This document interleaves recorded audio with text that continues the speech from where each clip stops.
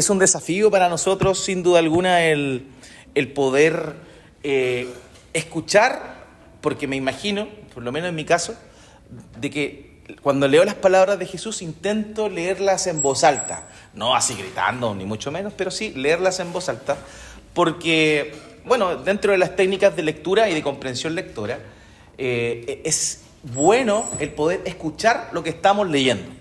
Es un ejercicio.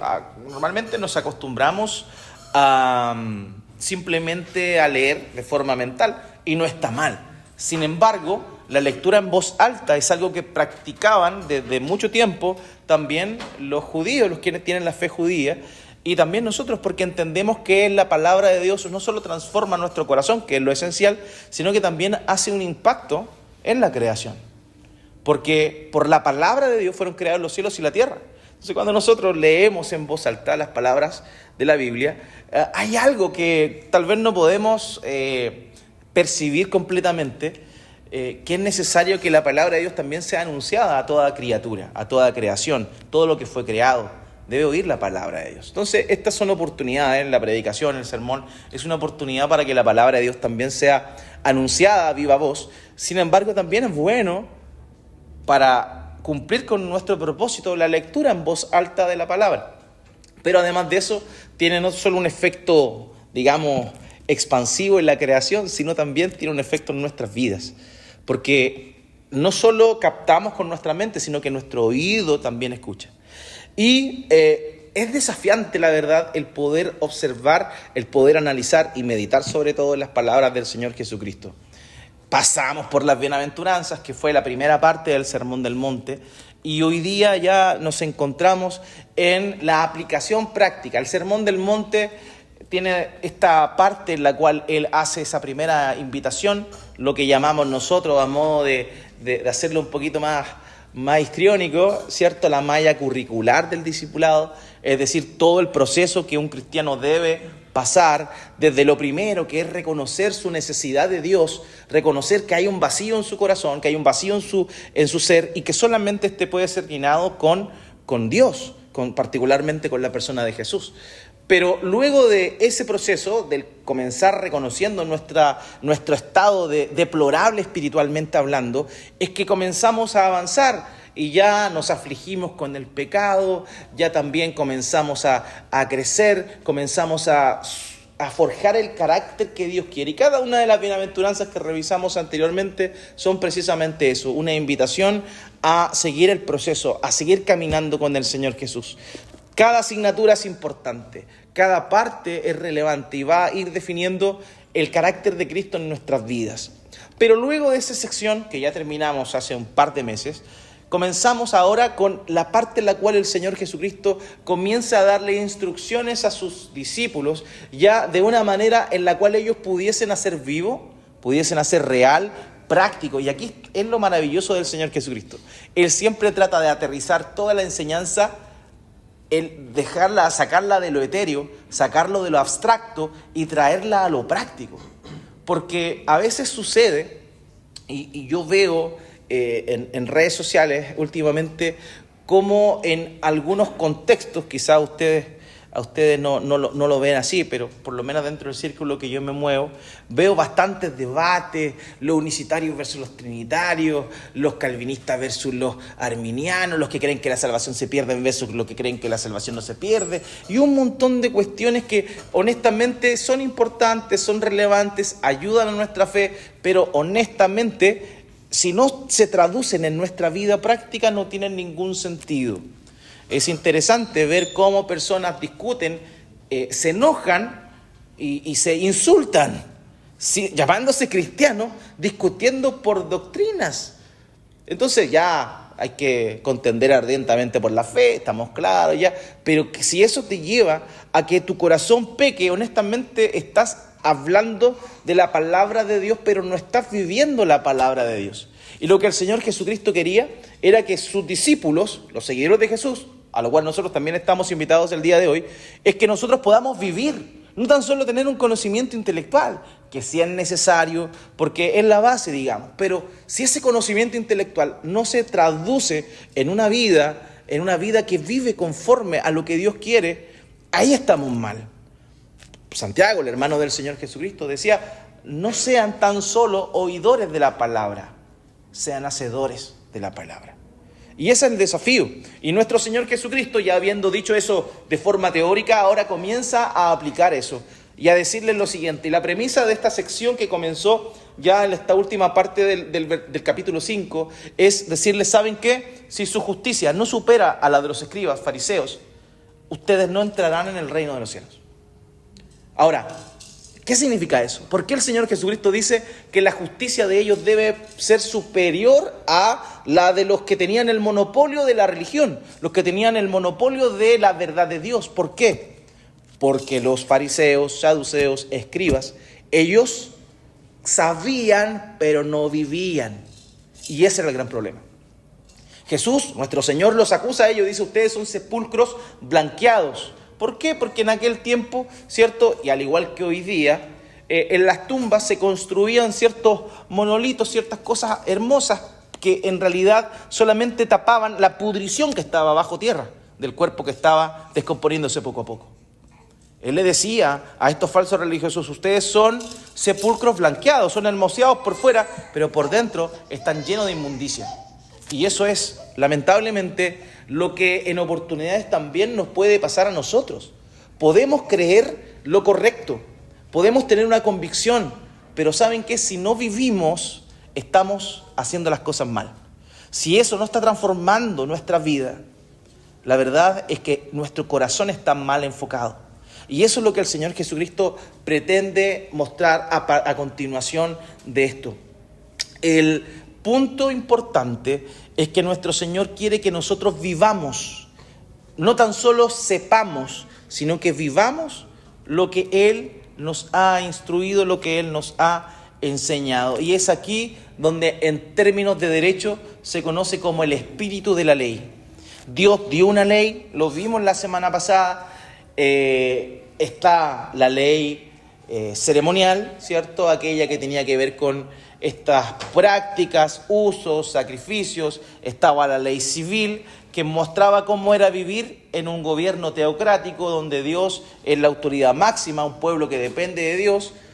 Pero todas esas leyes, en primer lugar, la ley ceremonial apuntaba a lo que Jesús iba a hacer, eran simplemente símbolos de lo que nuestro Señor Jesucristo iba a realizar. Hablaba de la santidad de Dios, por eso un leproso no podía estar en la presencia del pueblo, porque un leproso es alguien que tenía una enfermedad cutánea que generaba un hedor, generaba un olor, y eso era una muestra de inmundicia. Entonces, ¿qué manifestaba eso? Era una muestra ¿de qué? Era una muestra de que el estado del hombre es así delante de Dios, no físicamente, sino espiritualmente hablando. El hombre está podrido por dentro. Eso es lo que mostraban. Todas esas leyes apuntaban a lo que Jesús iba a venir a hacer. Por eso ya no sacrificamos corderitos. Por eso ya nosotros, hay algunos que se creen judaizantes y andan shalom, alejem, y andan hablando en hebreo. No tienen ni idea de lo que están diciendo, pero suena bonito, suena intelectual y suena espiritual.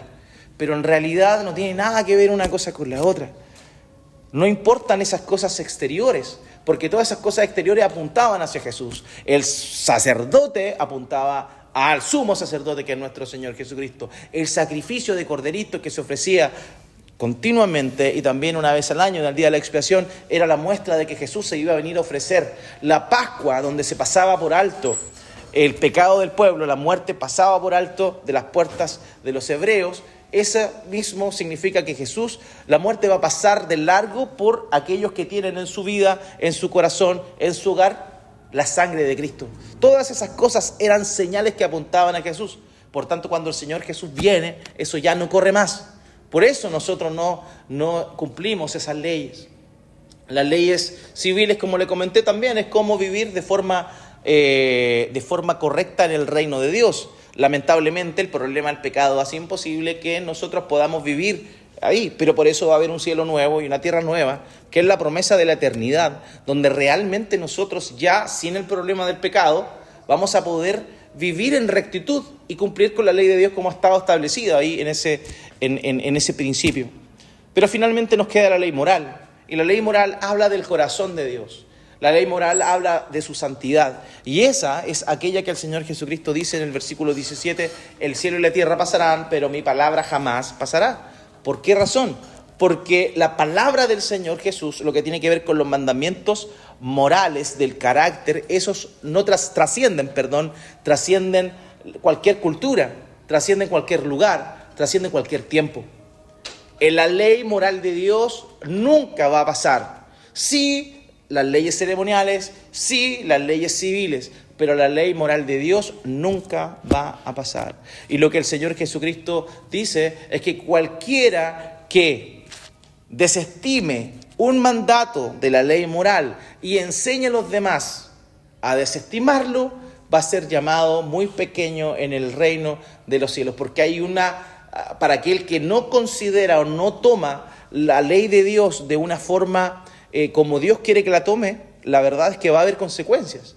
Cuando nosotros desestimamos algo de la ley de Dios, nosotros decimos, bueno, hay pecados que son más grandes que otros.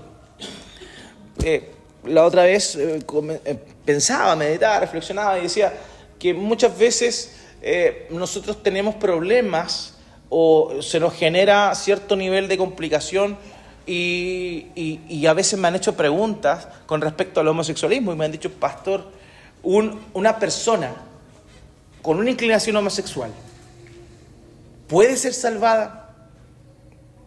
Me lo han preguntado, esperando tal vez que uno les diga que no. Y yo a veces respondo esa pregunta con otra pregunta. ¿Tú crees que un hombre con una inclinación a adulterar en su corazón con otras mujeres va a ser salvo?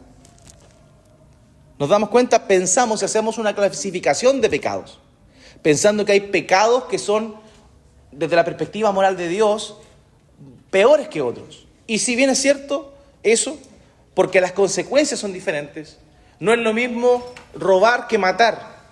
El que roba tendrá que restituir, mientras que el que mata no puede hacer nada. Hay una diferencia en cuanto a ¿qué? En cuanto a la consecuencia del pecado.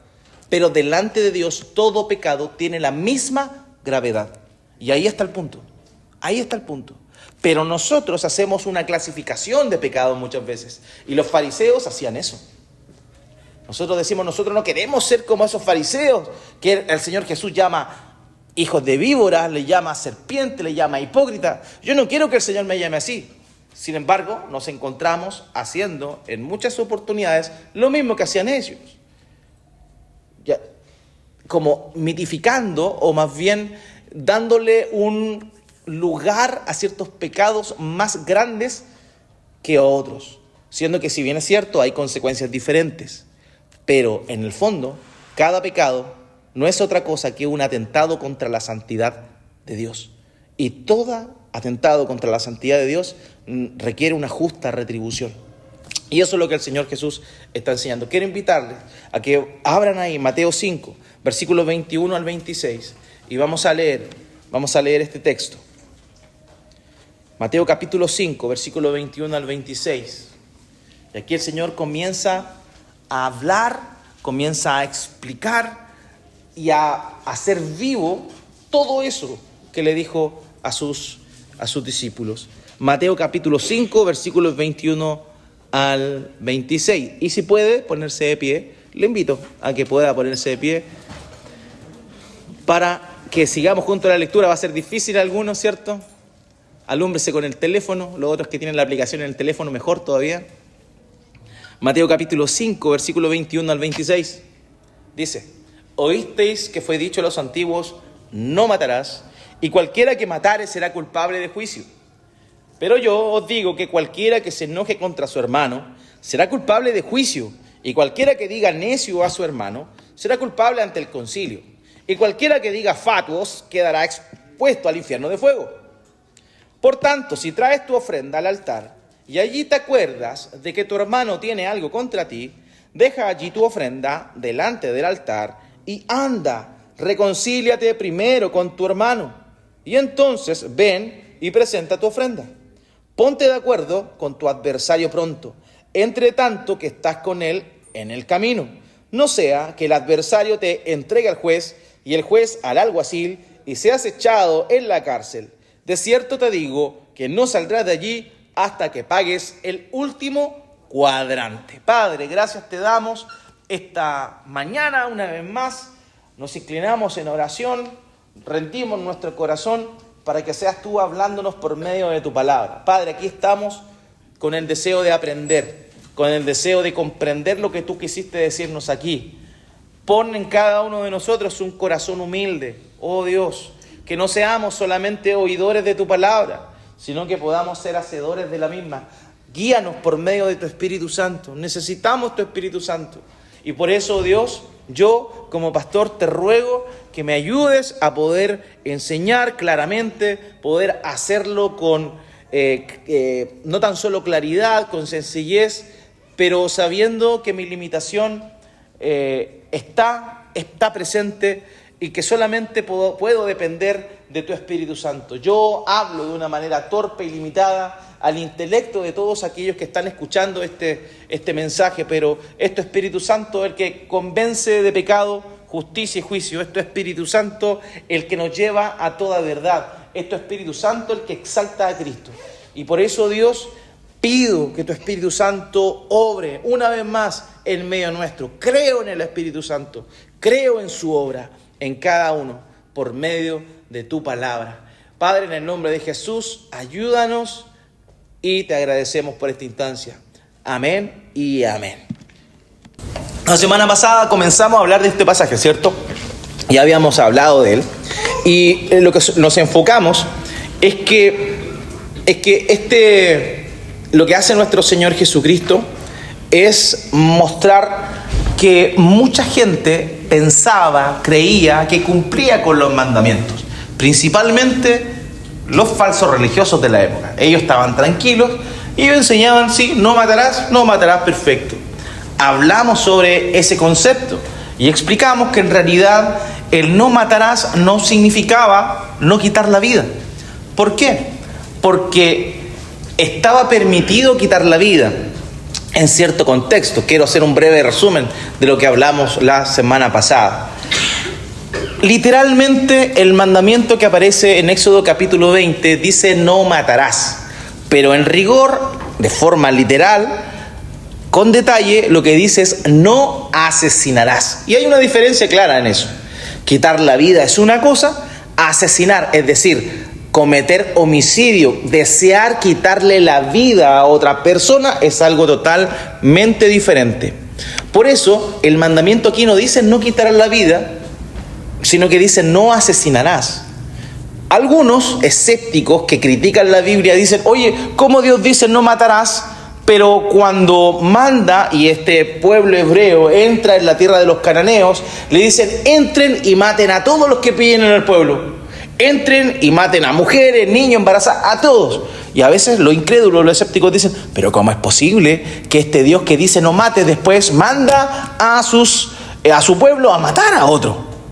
Lo que tú dices o lo que sale de tu corazón demuestra lo contaminado que está en tu corazón.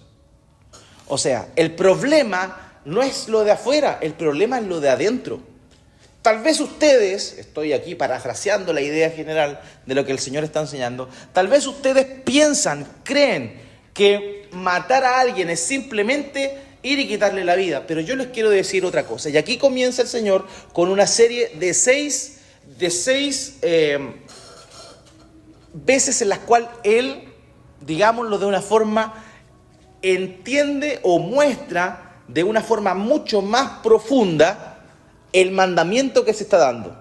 Y Él dice en 6 oportunidades, ustedes les enseñaron esto, mas yo les digo esto otro.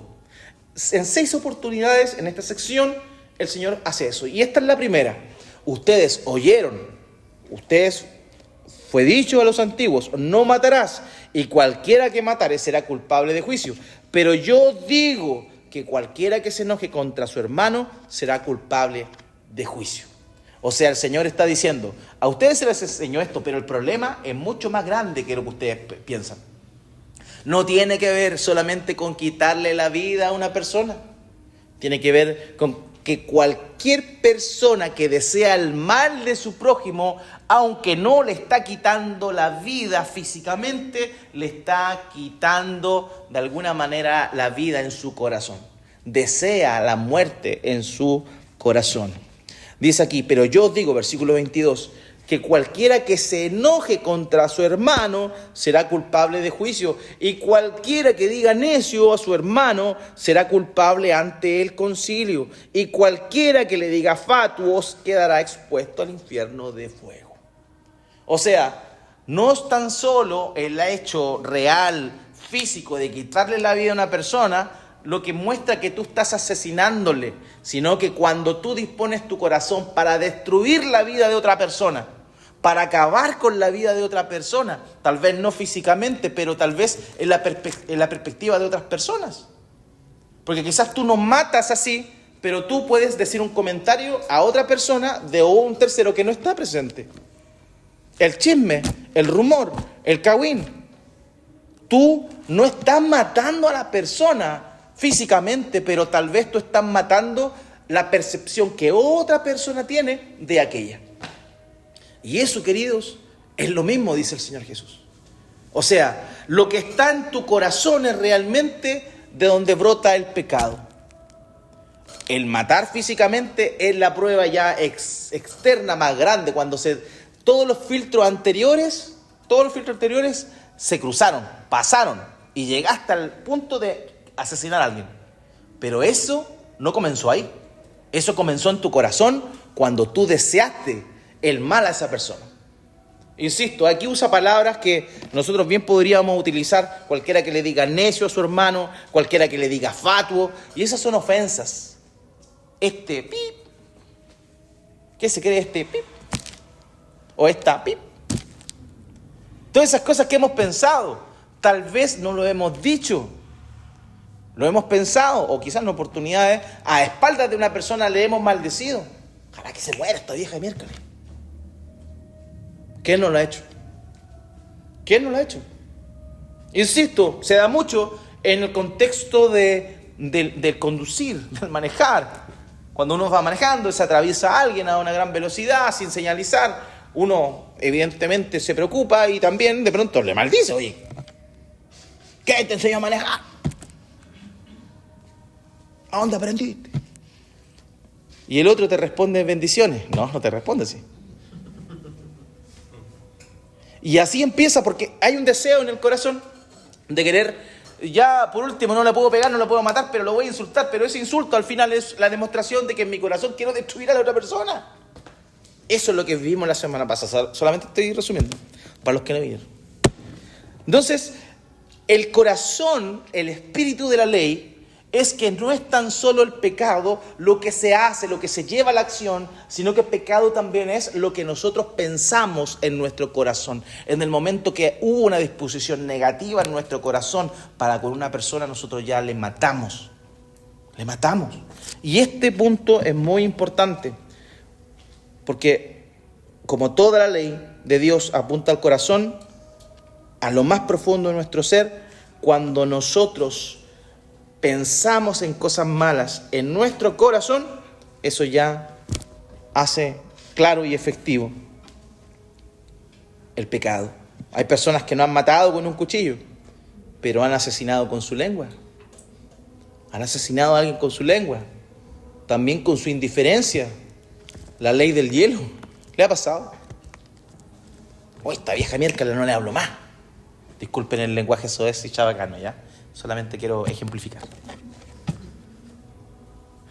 No le hablo más y le hago la ley del hielo.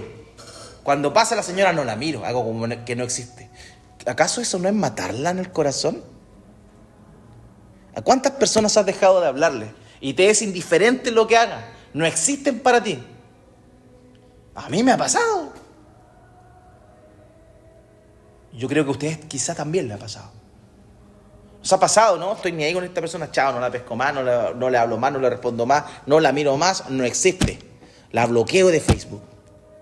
No quiero saber nada de ella. La bloqueo en el teléfono.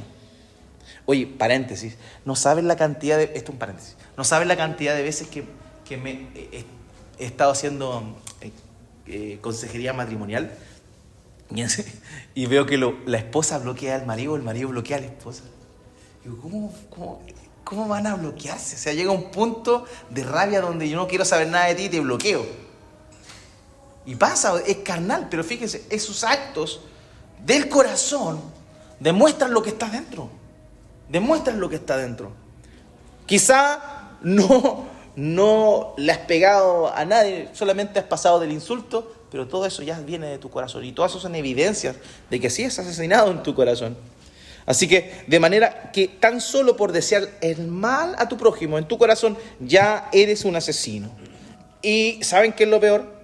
Que el Señor Jesucristo dice acá, que si tú haces eso, tú ya eres culpable o te haces acreedor del castigo eterno del infierno. Fíjese en esto. Fíjese en esto. Y la semana pasada dijimos eso. Dijimos que cualquier pecado, inclusive del pensamiento, del corazón, ya te hace acreedor del infierno. No necesitas cometer pecados tan grandes. ¿Por qué? Porque el juicio es el mismo. Aquel que atenta contra la santidad de Dios va a recibir el mismo castigo en proporción al estándar de Dios. Dios es eterno. Por tanto, aquel que infringe su ley va a recibir un castigo eterno. Por eso no hay aniquilacionismo. Hay una doctrina, como los testigos de Jehová la creen, y también algunos pseudo cristianos creen en lo que se conoce como el aniquilacionismo. Dicen que cuando una persona muere, el castigo que va a recibir es que su vida va a dejar de existir simplemente por la eternidad. Van a morir, van a ser aniquilados y no van a tener una eternidad con Dios. Pero el Señor Jesucristo enseña aquí lo contrario. Él no dice que van a ser aniquilados. Él dice que van a padecer en el infierno. Y aquí quiero hablar de esto, aunque no va a ser un tema no voy a profundizar tanto, pero sí quiero explicar algunas cosas, porque ciertamente hay confusiones. Y esta es la primera vez que vamos a ver esta expresión, el infierno de fuego, en el Nuevo Testamento, y proviene precisamente de las palabras de nuestro Señor Jesucristo. Ahora, el infierno de fuego, al cual se refiere el Señor Jesucristo, es una palabra, y yo no me gusta pronunciar las palabras griegas porque ninguno aquí habla griego. ¿O alguno aquí es griego? ¿No? Ah, ya. Por eso no me gusta, yo estudio esto, pero yo no lo comento porque la Biblia dice, el propio apóstol Pablo dice, prefiero hablar con 5 palabras que entiendan las personas a con un montón de palabras que nadie me va a entender. Y obviamente lo está diciendo en el contexto de las lenguas, pero también este principio se aplica a la propia predicación de la palabra. Si nadie conoce los idiomas originales, no voy a estar pronunciando palabras que ninguno de ustedes entiende. No tiene sentido. La idea es ser claro. Pero en esta oportunidad quiero explicarlo. ¿Por qué? Porque nos va a dar el contexto del significado de esta palabra. En el griego es la palabra gehenna, que es una transliteración del arameo. Ge en arameo y hebreo significa tierra, ¿ya? Gehenna viene de una conjunción de palabras que viene de un lugar que hace alusión en el Antiguo Testamento. Gehenna significa el lugar del hijo de Hinnom. Eso significa. Ahora bien, este lugar, la Gehenna, era un lugar real en el tiempo del Señor Jesucristo y aparece en el Antiguo Testamento. Era un lugar que se encontraba al suroeste de Jerusalén y era un valle donde en la antigüedad se llevaron a cabo algunas prácticas idolátricas terriblemente macabras. Hubo 2 reyes de Israel que sacrificaron a sus hijos en ese lugar. Y ese lugar se le conoce como el Valle del Hijo de Hinnom, conocido también como la Gehenna en el Nuevo Testamento o como el Tofet en el Antiguo Testamento. Hacía alusión al mismo lugar. Entonces, ¿qué fue lo que sucedió? En ese lugar, reyes que eran idólatras ofrecieron a sus hijos entregándolos al dios Moloch. ¿Y sabe cómo lo entregaban? Los quemaban. En el Día del Padre, ¿no? Hablando de cómo algunos reyes de Israel, por ir haciendo culto a estos dioses falsos, sacrificaron a sus hijos a este dios. Este dios era una escultura de un ser, de un torso hacia arriba, que estaba así. Bajo las manos de esta estatua, escultura grande, encendían fuego, calentaban el metal. Entonces, en sacrificio a Moloch, es que echaban a sus hijos a las manos de Moloch como sacrificio, y evidentemente, dadas las altas temperaturas, los hijos morían de forma indefectible. Entonces, ¿qué es lo que sucedió? Josías, que fue un rey que hizo lo justo delante de los ojos de Dios, dijo, esto no puede ser. Y él quitó todos los lugares altos, y entre esos lugares de adoración, de idolatría, también fue al valle de Ben-Hinnom y dijo, lo destruyó por completo, digámoslo así, y dijo, este lugar es inmundo y no va a funcionar nunca más para eso. Entonces fue declarado un lugar inmundo y finalmente un lugar impuro y maldito.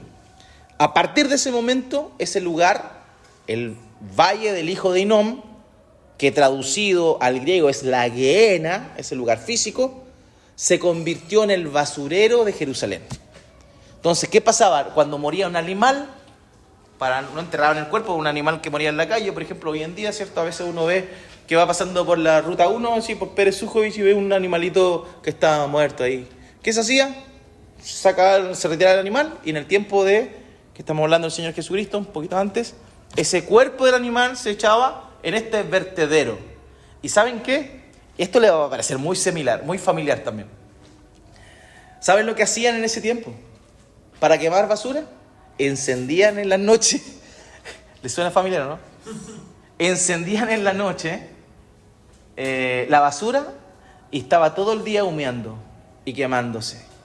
El valle del Hijo de Hinnom, la Gehenna a la cual hace alusión el Señor Jesucristo, es eso. Era el lugar donde se echaban lo inmundo, y ese lugar estaba encendido con fuego todo el día y la basura se consumía ahí.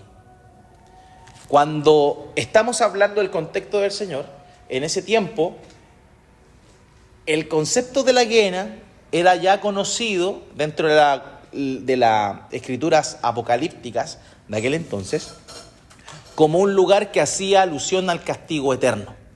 Entonces, cuando el Señor dice, será condenado al infierno de fuego, ellos sabían bien, tenían una representación gráfica de lo que representaba esto.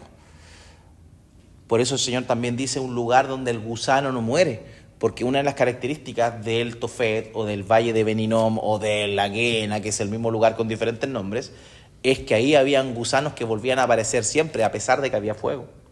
Por eso dice donde el gusano no muere.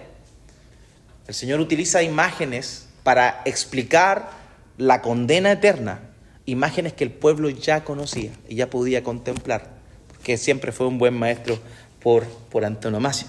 Por tanto, el Señor está diciendo aquí que con tan solo ofender al prójimo, decirle fatuo, que, insisto, o necio, que son palabras que hoy día usted fácilmente puede traducir a nuestro lenguaje actual. O sea, me imagino que sabe a qué se refiere.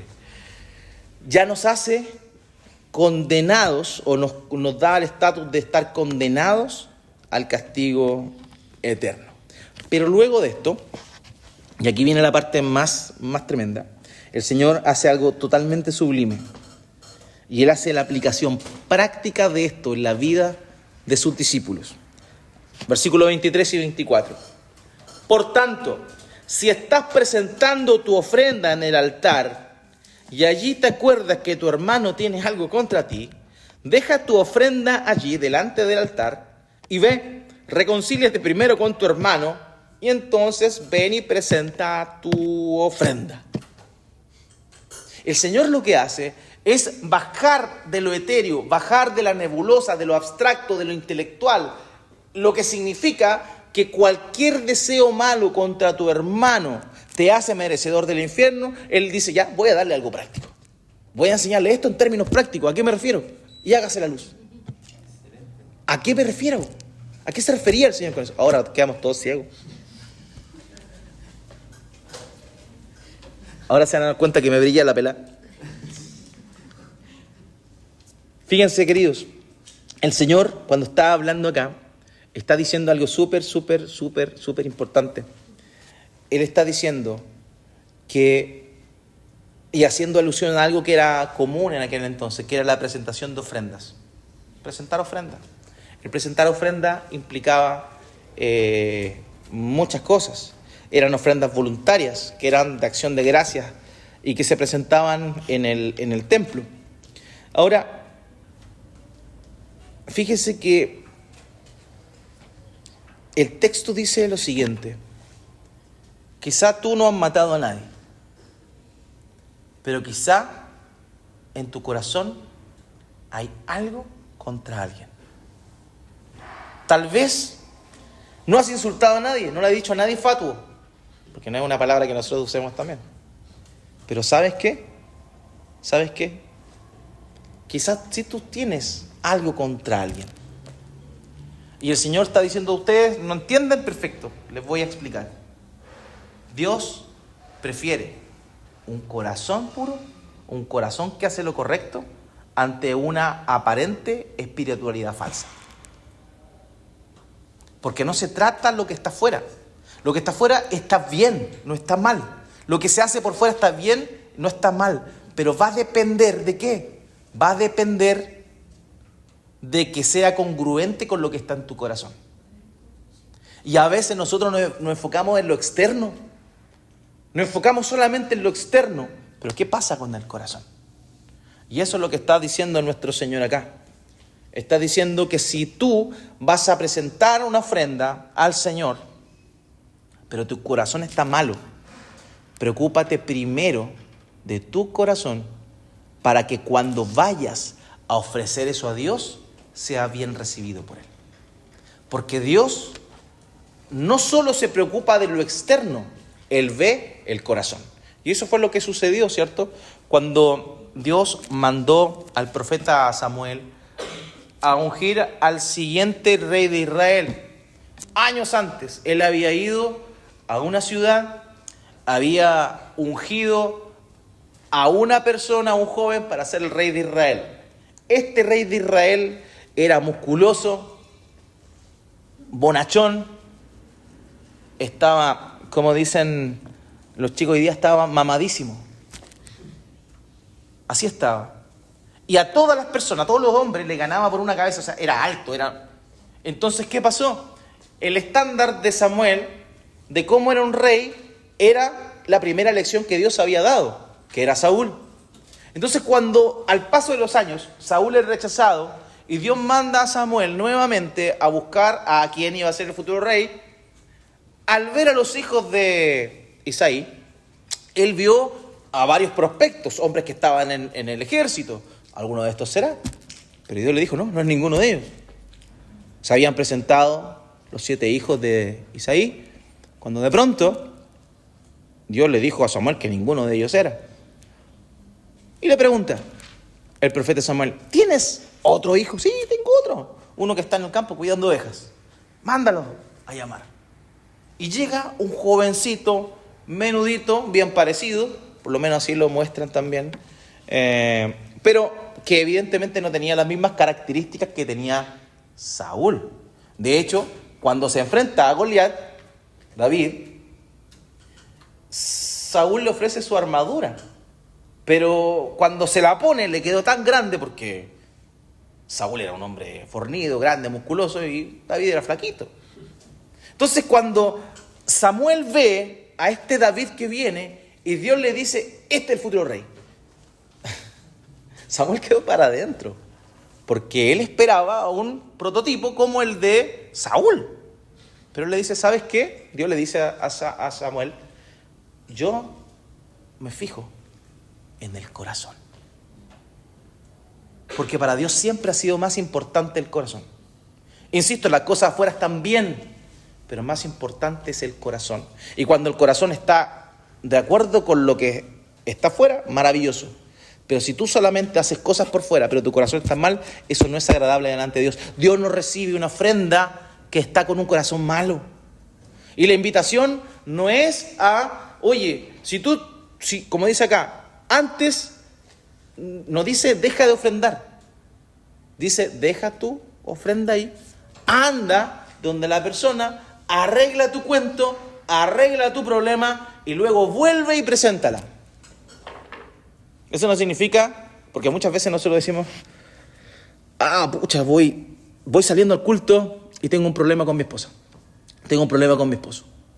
Comienza, porque ustedes saben que el diablo es bueno para hacer esas cosas en un momento preciso. O sea, de lunes a viernes todo bien, de lunes a sábado todo bien, pero el domingo a las 9 de la mañana un problema. Que se enfermó esto, que el gato se quedó sin comida, que por qué no te preocupaste de la comida del gato. Estoy dando cosas así simplemente. Ejemplos de la vida cotidiana. Siempre y cuando, el domingo, y tú quieres dar un culto al Señor, tú vienes con todo el corazón, quieres hacerlo bien, pero ya, y la señora se enojó, y tú te enojaste, ay, pero ¿qué pasó? Ya, pero hay que ir al culto porque es la responsabilidad de hacerlo. Entonces tú tenés dos opciones. La primera, decir, ¿sabes qué más? No voy a ni una parte. ¿Qué es lo que muchos hacen? Yo no puedo porque soy el pastor. Ustedes sí pueden. Es lo que muchos hacen. ¿Sabes qué? No voy a ni una parte porque estoy mal. Y el otro extremo es decir, ¿sabes qué? Voy a ir igual. Estoy ahí. Ambos extremos están mal. Porque lo que Dios quiere es que tú le des culto. Dios quiere que tú presentes tu devoción, manifiestes tu devoción. Él quiere eso. Pero primero, arréglalo. Así que esposo, esposa, si se equivocó, se mandó un condoro, no compró la comida al gato, etcétera. Arregle sus cuentas, póngase al día y venga con la conciencia tranquila a darle culto al Señor. Hágalo, pero arregle sus cosas. Antes de presentar una vida devocional, tienes que arreglar tus cuentas, tienes que hacerlo.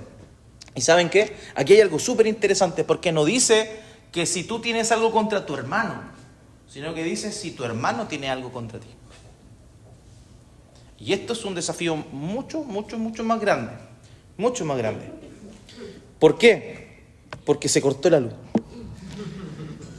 Porque muchas personas tienen cosas contra ti. A mí me pasa, muchas personas que tienen cosas contra mí, probablemente a ti también.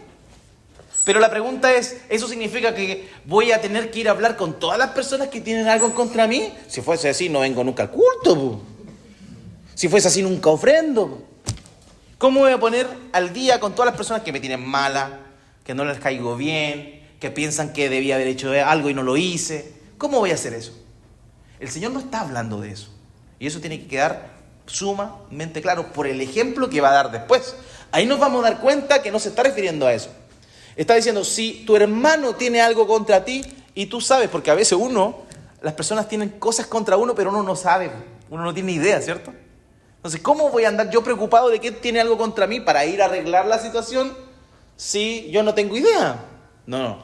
Lo que está refiriéndose el Señor es que cuando tú sabes que alguien tiene algo contra ti por una falta tuya que es justa, que es real, que existe, ahí es cuando tú debes tomar la iniciativa. Y aquí los verbos que aparecen son súper interesantes porque demandan urgencia. Dice aquí el texto claramente, dice, si estás presentando tu ofrenda y allí te acuerdas que tu hermano tiene algo contra ti, deja tu ofrenda allí y ve, reconcíliate primero con tu hermano. Y esos verbos en el griego están en urgencia, denotan urgencia. Hazlo esto primero, pero hazlo ahora ya, ahora mismo. Anda y arréglalo. Entonces, no se está refiriendo a que, esta persona no me llama. ¿Y por qué será? Yo no sé. Si tú no sabes por qué la persona está amurrada, está enojada, estás libre de eso, porque no lo sabes. Pero si tú defraudaste a alguien, si tú cometiste un error, si tú hablaste mal de una persona y la persona sabe que tú hablaste mal de él y te hizo la indiferencia, y tu conciencia te está diciendo, esta persona hablé mal de él y salí pillado.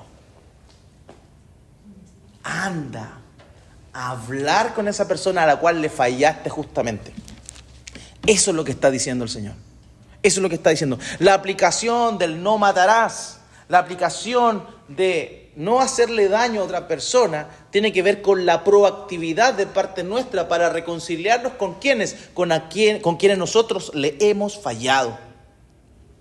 Eso es, de eso se trata.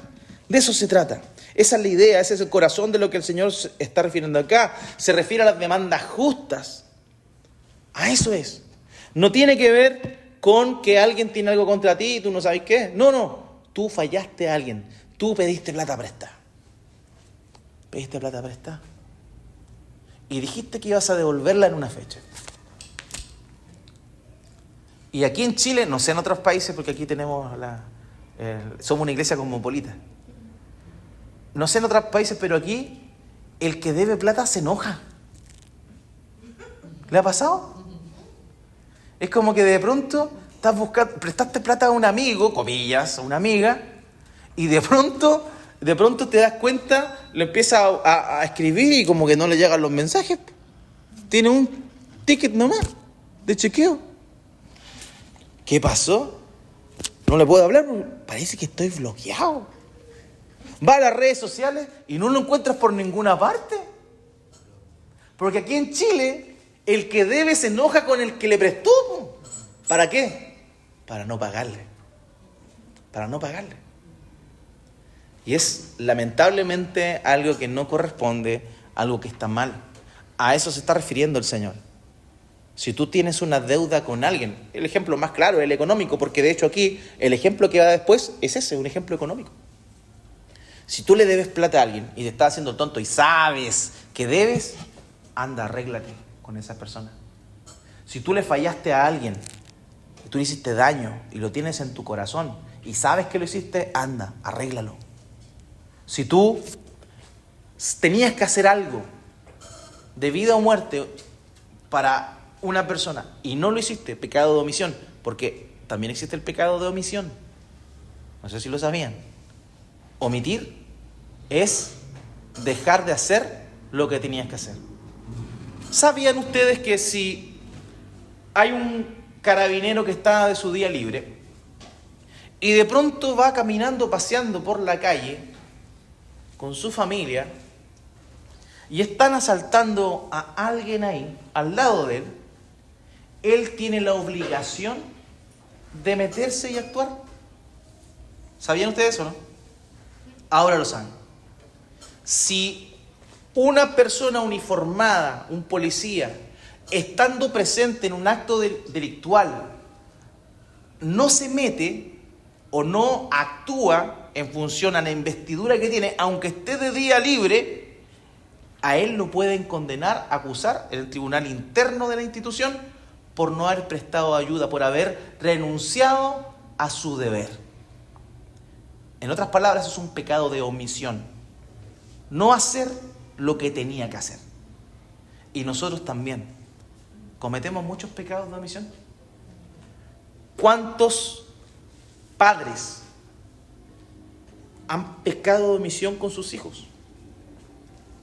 Debiendo instruirles, debiéndoles llamar la atención porque están manifestando una conducta rebelde, pero no le quiero decir nada al niño porque le puede hacer mal, es tan sensible, puede ponerse a llorar. Es un pecado de omisión, es tu deber como padre. Porque suena bonito, instruye al niño en su camino y aun cuando fuere viejo no se apartará de él, ¿cierto? Qué romántico ese texto, me encanta. Aplícalo, po. Aplícalo. Con amor, pero con firmeza, pero aplícalo. Porque si no estás cometiendo un pecado ¿de qué? De omisión. Tu deber es instruir a tu hijo o a tu hija. ¿Sabías tú que tenías que enseñarle a obedecer a tus hijos? Porque la obediencia no es adquirida, la obediencia no es algo natural. Los padres tenemos que enseñarles a nuestros hijos a obedecer. ¿Y cómo los papás le enseñan a los hijos a obedecer? Hijito, por favor, obedéceme. ¿No es cierto, hijo? No es así. Te pones serio, porque uno sabe que la obediencia es algo que le va a ayudar en la vida. Y si yo eso es lo que no entiendo, porque lo he visto. Cuando tú le enseñas a ser obediente a tu hijo, no esperes que tenga temor de Dios. No lo va a tener, porque si no te tiene temor a ti, al que ve, no va a tener temor ni respeto por aquel que no ve. Entonces, es una responsabilidad, estoy solamente dando un ejemplo, del pecado de omisión. Quizá después, yo lo he visto, hay padres que se dan cuenta tarde de que no hicieron un buen trabajo con sus hijos y están con el corazón partido porque tampoco han sido capaces de ir a pedirle perdón. Hijo, me equivoqué. Lo que estás viviendo son consecuencias de que yo lamentablemente no actué como el padre o la madre que debía ser. Queridos, esto nos pasa a todos. Estoy aplicándolo a eso. Pero en cuántas cosas más. Esposas, dice la Biblia, esposas, respeten a sus maridos. Respeten a sus maridos. ¿Qué? Este loco es terrible, Gil. Perdón el lenguaje soez. ¿Qué? Voy a hacerle caso a este Gil si no sabe nada. Insultan a su esposo. O lo que es peor, son indiferentes a la guía en oportunidades de su esposo, de su marido. Omiten un mandamiento de Dios. Eso es un pecado de omisión. Los esposos es lo mismo. Lo mismo. Esposos, amen a sus esposas como Cristo amó a la iglesia y se entregó a sí mismo por ella. ¡Ay, qué bonito el texto!, ¿cierto? ¡Qué hermoso! Amen a su esposa como Cristo amó a la iglesia. Es el estándar. Y Él se entregó y dio su vida. Estamos amando a nuestras mujeres como Cristo nos amó y se entregó por nosotros. Pecado de omisión. Pecado de omisión.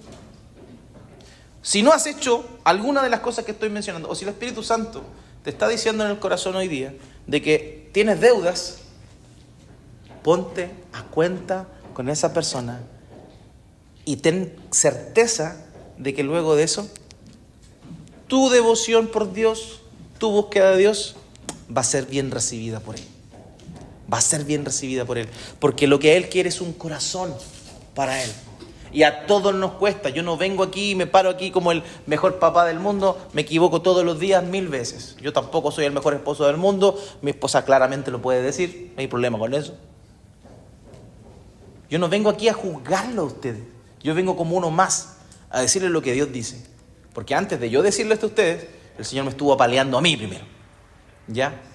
Yo no vengo a juiciarles, pero vengo a contarles lo que Dios dice al respecto en su palabra. Y ahí está el desafío. Señor, a veces decimos, vengo a buscarte con todo mi corazón. Cantamos, me rindo por completo. Le decimos, Señor, aquí estoy, toma mi vida. Úsala, pero no somos capaces de ponernos a cuenta con las personas que le hemos fallado. Dios quiere que nosotros nos pongamos a cuenta antes de que podamos buscarle y tener certeza de que le hemos encontrado. Ve primero, es urgente, anda, arréglate, es prioritario, porque Dios no quiere tu canción, Dios no quiere solamente que tú hables cosas bonitas de Él, Dios quiere que tú tengas la inclinación en tu corazón a moldearte a su voluntad. Eso es. ¿Y sabes qué? Vas a fallar, yo voy a fallar, pero lo importante es la inclinación de nuestro corazón. Tenemos que buscar al Señor, tenemos que pedirle que nos ayude para poder reconciliarnos con las personas a las cuales nosotros le hemos fallado de verdad. Romanos 12:18 dice, si es posible, en cuanto dependa de ustedes, estén en paz con todos los hombres. Cuanto dependa de nosotros, en lo que dependa de nosotros. Si depende de nosotros, vamos, conversamos, si no nos pescan, bueno, hicimos nuestro intento. Dice Colosenses capítulo 3, versículo 13, de modo que se toleren los unos a los otros y se perdonen si alguno tiene queja contra otro. Así como el Señor los perdonó, perdonen también ustedes. Es una invitación a perdonar también cuando alguien viene y nos ha fallado. Porque esto es de a dos. Yo puedo fallarle a alguien, pero yo también me pueden haber fallado a mí. Y cuando yo esté en esa posición, tengo que perdonar. Perdonar, ojo, no es lo mismo que reconciliar. Perdonar, en ese sentido, tiene que ver con soltar la carga. Pero eso no significa que después va a tener la mejor relación del mundo con la persona que te falló. No es una cosa que te obligue. Dice Marcos capítulo 11, versículo 25, cuando oren, perdonen todo lo malo que otra persona les haya hecho. Así Dios su Padre, que está en los cielos, les perdonará a ustedes todos sus pecados. Fíjese que el Proverbio 17:9 dice, el que perdona la ofensa cultiva el amor. El que insiste en la ofensa divide a los amigos. O sea, es claro el deseo de ir y reconciliarse, y también cuando estés en el otro lado, de, si alguien viene a ti, perdonar, soltar. En 1 Juan capítulo 4, versículo 20, si alguien afirma, yo amo a Dios, pero odia a su hermano, es un mentiroso. Pues el que no ama a su hermano, a quien ha visto, no puede amar a Dios, a quien no ha visto. Así de sencillo.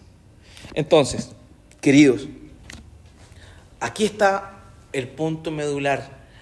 No matar no significa solamente no querer asesinar o asesinar físicamente a una persona, sino que también implica detalles tan grandes como este, como el deseo de ponerte a cuenta con otra persona, el deseo de que no haya nada entre otra persona que no sea saldado, porque evidentemente somos seres humanos y vamos a tener roces, fricciones, situaciones con las personas. El punto aquí es que tenemos que tener la disposición de solucionar y conversar los asuntos para mantener la paz. Scott Bashay, un puritano, dijo: si he ofendido a alguien, debo pedir perdón. Si alguien me ofende, debo estar dispuesto a perdonarlo.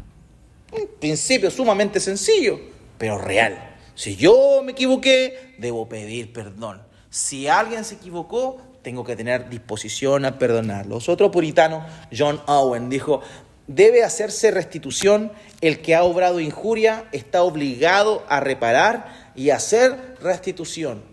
Cuando nosotros le hemos fallado a alguien, tenemos que hacer lo que es correcto. Restituir. Zaqueo, ¿qué fue lo que dijo?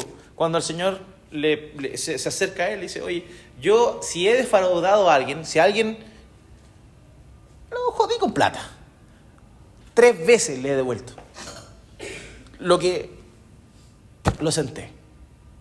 O sea, un corazón dispuesto a restituir. Ese es un corazón de un cristiano. Ya lo sé, nos hemos equivocado, muchas veces no lo hemos hecho, pero el llamado del Señor es ese, queridos.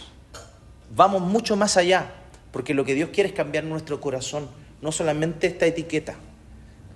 Esta etiqueta, o lo que somos, lo que se ve, está bien, pero más importante es el corazón, porque cuando lo de afuera es congruente con lo de adentro, es porque Dios está haciendo una obra poderosa en nuestras vidas. Y todo esto solamente es posible por el Señor Jesucristo. Y ahí es donde nos hace un llamado a la acción. Tenemos que tomar la iniciativa en esto. No podemos ser personas que están ahí sentadas esperando.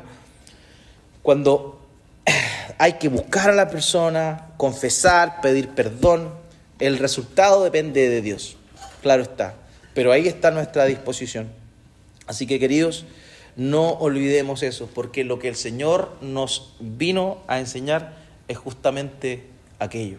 Él vino a darse por nosotros, Él vino a entregarse por nosotros, Él vino a dar su vida, a vivir la vida perfecta que nosotros no podíamos llevar, el estándar que nosotros no podíamos cumplir, Él lo cumplió. ¿Para qué?